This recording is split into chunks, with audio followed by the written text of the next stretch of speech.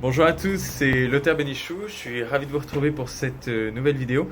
Et aujourd'hui, je voulais vous faire une vidéo sur un petit peu mon parcours avec l'acné, parce que c'est vrai qu'il y a beaucoup de gens des fois qui me disent, mais avec la peau que tu as, on n'arrive pas à croire que tu as eu de l'acné, alors que bon, je pense que si vous êtes passé sur mon site aussi, vous avez peut-être vu des photos de mon dos, là où, enfin je veux dire, j'ai encore beaucoup plus de stigmates de ce qu'a pu être mon acné.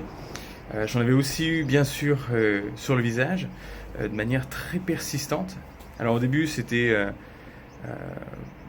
ça a démarré je pense autour de mes 14 ans et j'ai commencé à avoir comme tout le monde autour de l'adolescence ces petits boutons qui ont commencé à s'installer. Alors toujours autour de la zone T, moi j'ai une peau qui est très mixte.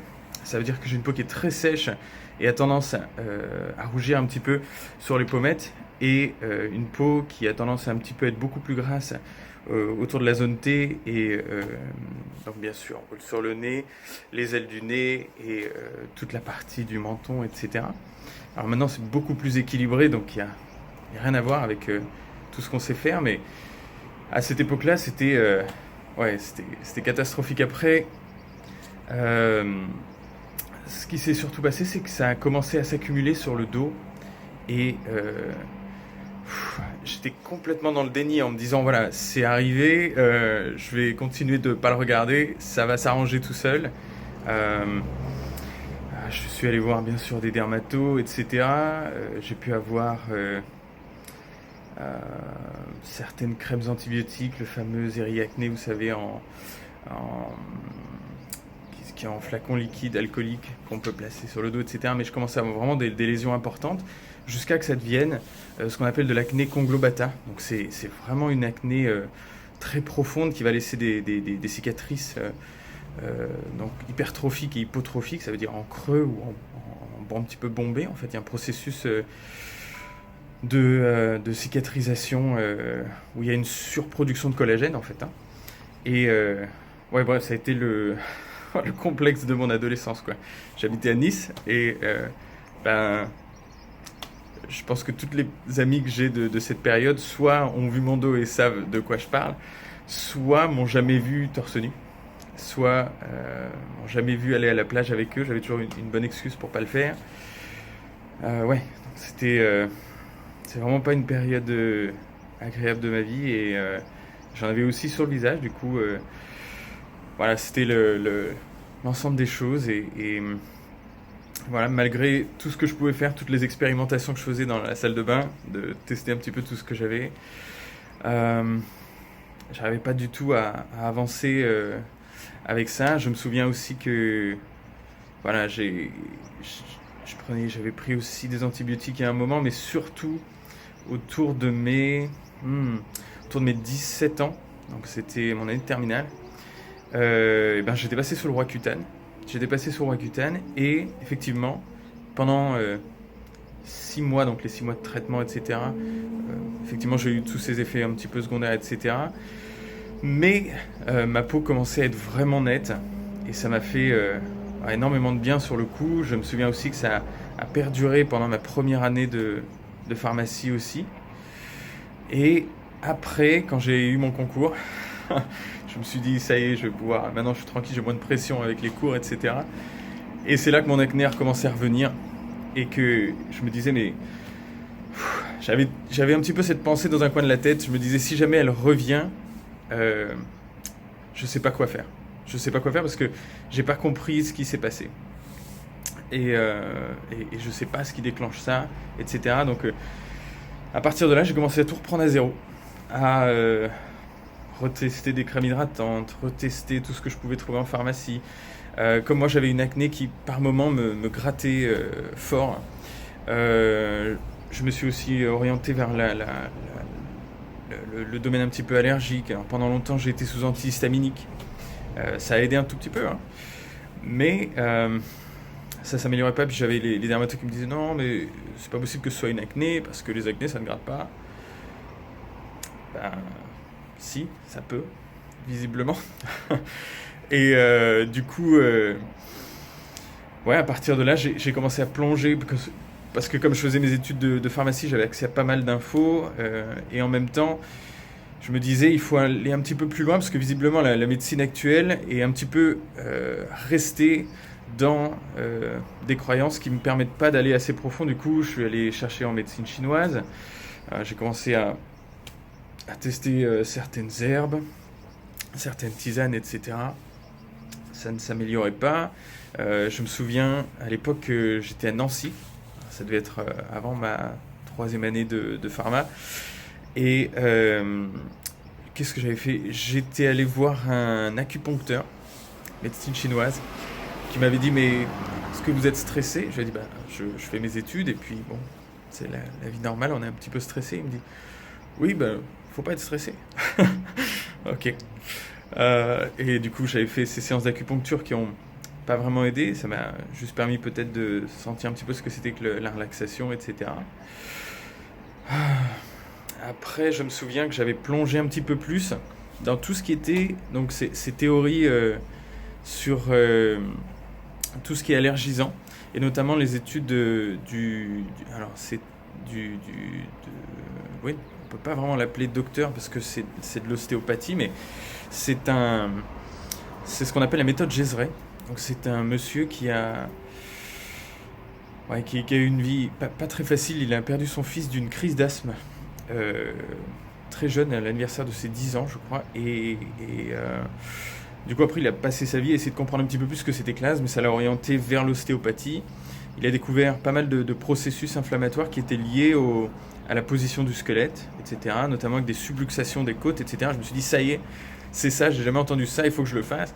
Et je me souviens que je prenais le bus de Nancy jusqu'à Metz pour aller faire des séances avec un ostéopathe qui avait suivi sa méthode et qui était formé. Et effectivement, on a fait quelques séances. C'était très particulier, on se sent vraiment bizarre après avoir fait ces séances-là parce que ça nous remet un petit peu d'équerre.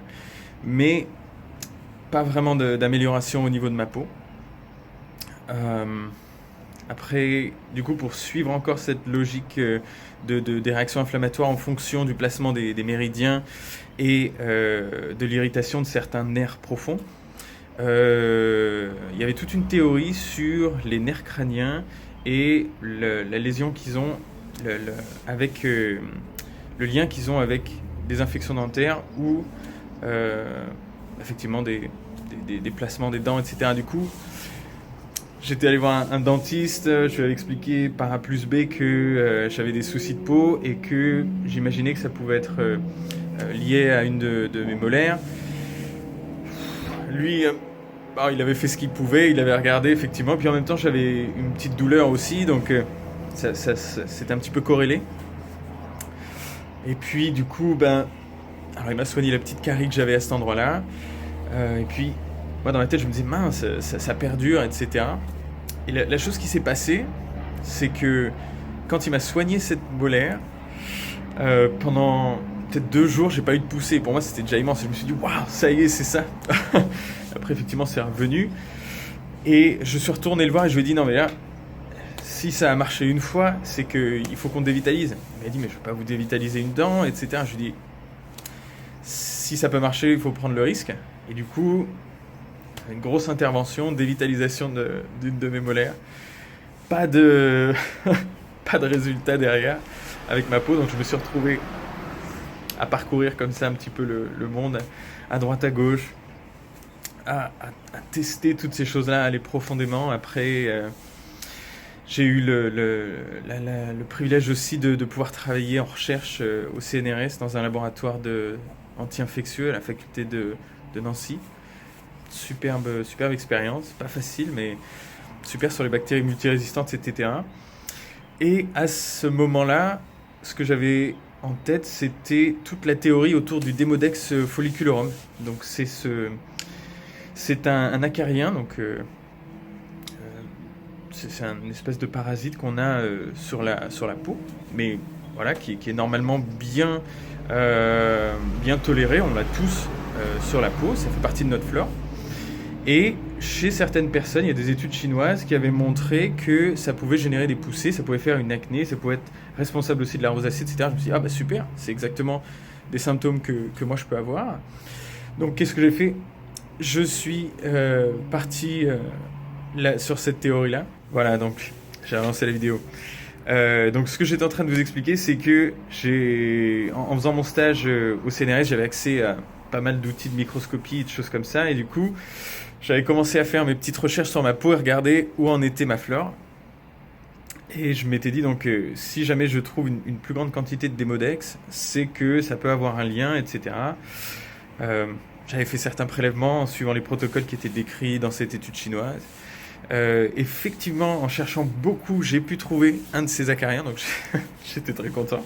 Je fais un article là-dessus sur mon blog si vous voulez aller le voir, sur le Demodex. Et du coup, derrière, voilà, j'étais rentré en contact avec un des grands spécialistes du Demodex en France, qui était le docteur Schmutz. Et par une synchronicité incroyable, il travaillait à la faculté de Nancy, à Brabois, il me semble, ou à Vendeuvre. Et du coup, non, c'était Brabois, CHU de Brabois. Et du coup, j'étais allé le voir, je lui avais tout expliqué, etc. Lui, qui avait publié pas mal là-dedans, il m'avait dit, pas de problème. Vous allez prendre ça comme crème. À l'époque, il m'avait donné de la dapalène. Et j'étais passé sous Flagyl. Donc, c'est un antiparasitaire qui est assez puissant, qui a pas mal d'effets indésirables aussi. Notamment un effet, ce qu'on appelle antabuse. Ça veut dire que dès qu'on est en contact avec de l'alcool, on a des nausées pas possibles. Et à l'époque, comme j'étais en recherche, je devais désinfecter ma paillasse ou ma PSM. Donc, l'endroit où on travaille, quand on travaille avec des bactéries, on essaie de travailler dans un milieu un petit peu plus stérile, etc., pour pas contaminer ces échantillons. Et on doit le nettoyer tous les soirs avec, ou à chaque fois qu'on s'en sert, avec de l'alcool. Et je me souviens que j'avais des nausées pas possibles avec ça. Et donc j'ai suivi les 3 mois de traitement, etc. Pas vraiment d'amélioration non plus. Donc c'était... tout ce que je vous décris là, c'était les années de recherche passionnée pour vraiment trouver ça. Il y avait vraiment... Là, je vous le dis un petit peu avec le sourire, mais c'était des gros moments de frustration aussi. Il y a un autre truc qui me revient, c'était des études que j'avais trouvées sur la tendance à provoquer des réactions allergiques d'une certaine bactérie, une des seules bactéries qui peut vivre dans notre estomac, qui est l'Helicobacter pylori. Et à cette époque-là aussi, pareil, j'avais demandé à un de mes amis médecins de me faire une prescription pour que je puisse faire un test et derrière une antibiothérapie. J'avais fait mon test, pas de présence d'Helicobacter, donc je me disais bon, là ça peut pas être ça. Et à l'époque j'étais dévasté, je me souviens, j'étais rentré chez moi. À l'époque j'habitais au GEC, c'est le groupement des étudiants du cours Léopold, c'est une excellente expérience sur le cours Léopold à Nancy. Et waouh, j'avais pleuré toutes les larmes de mon corps là-dessus en me disant c'est pas possible, c'est pas possible que ce soit si complexe, c'est pas possible que je doive garder ça, quoi. Et ouais, c'était... Ouais, ça fait partie des moments où je me suis dit purée, je veux pas vivre comme ça, quoi.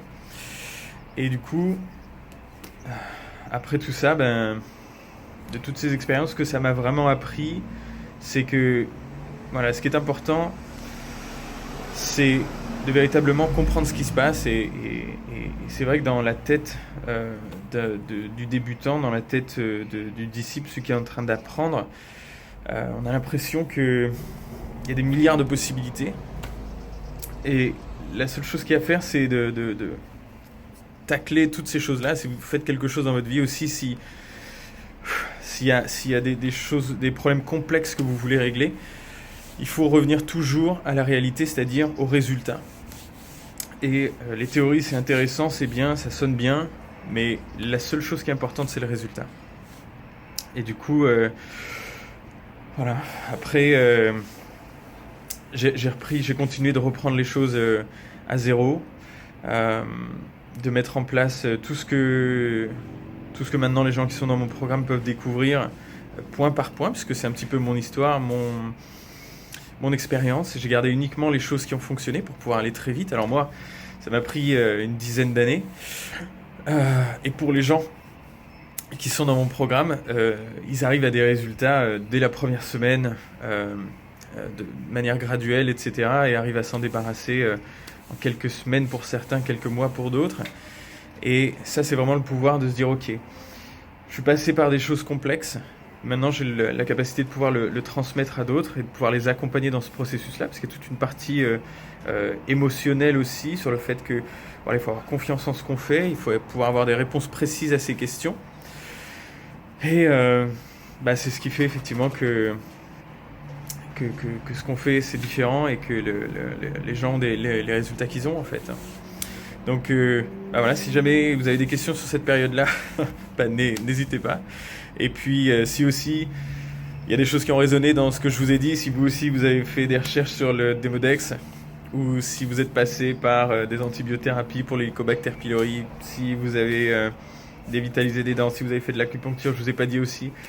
Et j'étais passé par un magnétiseur parce que d'ailleurs j'avais tous mes amis de pharmacie qui se moquaient de moi, qui me disaient mais c'est absurde, le TR c'est dans ta tête. Je dis justement, si c'est dans la tête, il y a peut-être quelque chose à faire de ce côté-là en fait. Et voilà, pareil, toutes les expériences que j'ai pu faire, je les ai faites avec un esprit très ouvert, en me disant la seule chose qui est importante, c'est pas mon orgueil en tant que professionnel de santé ou quoi que ce soit, c'est le résultat et c'est que ça fonctionne pour moi. Et effectivement, toutes ces choses-là m'ont apporté des informations, mais pas forcément de résultats, en fait. Donc voilà, je pense que si vous aussi vous êtes dans cette période-là en train de chercher des solutions pour votre acné, vous pouvez aussi repasser par tout ce parcours-là. Et c'est tout à fait possible. Après, si au contraire, vous avez envie d'avoir des résultats rapidement, de comprendre ce qui se passe et de savoir ce qu'il faut faire, vous avez un lien dans la description de cette vidéo. Et puis, voyez un petit peu comment, si vous le souhaitez, vous aider à vous débarrasser de tout ça et pouvoir vivre votre vie en sachant que voilà, vous avez fait la paix avec votre corps, ça c'est réglé, et que vous puissiez avancer vers ce qui est important pour vous maintenant en tout cas. Voilà, en tout cas j'espère que cette vidéo vous a plu, que vous comprenez un petit peu plus mon parcours et ça vous inspire aussi pour vous montrer que c'est pas parce que actuellement vous avez de l'acné que il n'y a rien à faire pour vous, au contraire, et que voilà, chaque challenge qu'on a dans la vie c'est pour nous faire grandir. Donc c'est à vous de choisir aussi à quelle vitesse vous voulez y arriver. Et puis si vous avez aimé cette vidéo, n'hésitez pas à mettre un petit pouce bleu et à vous abonner à la chaîne si vous en voulez d'autres. En tout cas, je vous dis à très bientôt. Prenez bien soin de vous et puis on se retrouve dans la prochaine vidéo. Salut!